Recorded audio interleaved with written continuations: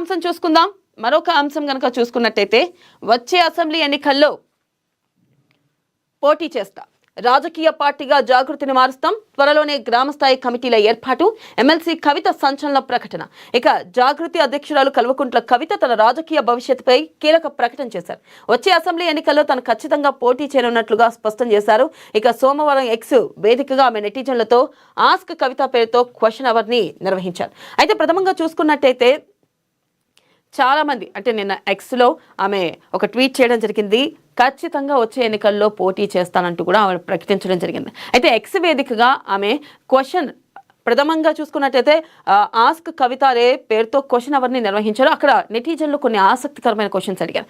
దాంట్లో కనుక మనం చూసుకున్నట్టయితే మీ కొత్త పార్టీ పేరు ఏంటి అని చెప్పి కొంతమంది అడగక జాగృతిని పార్టీగా మారుస్తాను, రాజకీయ పార్టీగా మారుస్తానంటూ కూడా కవిత సమాధానం ఇచ్చింది. అంటే త్వరలోనే వచ్చే ఎన్నికల్లో కవిత ఒంటరిగా పోటీ చేస్తూ ఉంటుంది. ఈ మేరకు ఒక రకంగా చెప్పాలంటే బీఆర్ఎస్కి ఎదురు దెబ్బే అని చెప్పుకోవచ్చు. ఎందుకంటే బీఆర్ఎస్లో తన తండ్రి పార్టీ బీఆర్ఎస్ పార్టీ నుంచి ఆమె వీడి బయటికి వచ్చి ఇప్పుడు కొత్త పార్టీ నేను పెడతాను, ఖచ్చితంగా తెలంగాణ జాగృతిని నేను పార్టీగా మారుస్తాను అంటూ ఆమె ప్రకటించడం, ఇంతకాలం కవిత పార్టీ పెట్టదా అనే సందిగ్ధం ఉంది.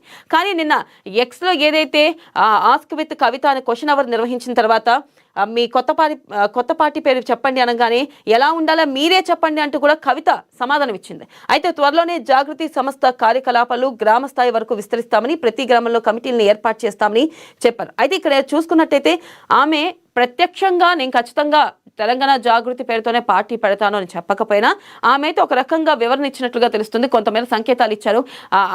ఒకవేళ తెలంగాణ జాగృతితోనే పార్టీ పెట్టే అవకాశాలు దాదాపుగా కనిపిస్తున్నాయి. అంటే ఒక స్పష్టమైన వైఖరిని, అంటే క్వశ్చన్ అవర్ ఏదైతే క్వశ్చన్స్ అడగమన్న ఆస్క్ విత్ కవిత అన్నారో దాంట్లోనే ప్రజలు అడిగిన ప్రతి ప్రశ్నకు కూడా ఆమె సమాధానం ఇవ్వడం జరిగింది.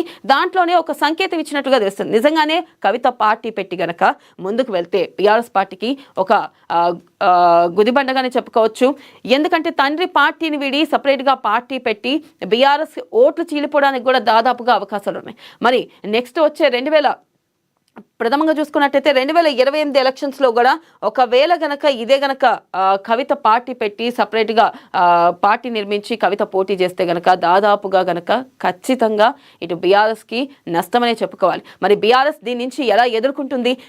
ఒక పక్కన చూసుకున్నట్టయితే ఖచ్చితంగా కేసీఆర్ బయటకు వస్తాడు, బయటకు వచ్చి ఆయన కార్యరూపం దాలుస్తారు, ఎందుకంటే పూర్తి స్థాయిలో పార్టీ కార్యక్రమాల్లో పాల్గొంటారు అంటూ కూడా ఒక పక్కన మనకు వినిపిస్తుంది. గత 2 ఏళ్ల నుంచి ఇటు కేసీఆర్ బయటకు వస్తారు అంటూనే ఉన్నారు. కానీ ఈ 2 ఏళ్ల తర్వాత ఖచ్చితంగా వస్తారు అని చెప్పి కూడా చెప్పడం జరుగుతుంది. ఒకవేళ కనుక వస్తే కవితని ఎదుర్కోగలరా?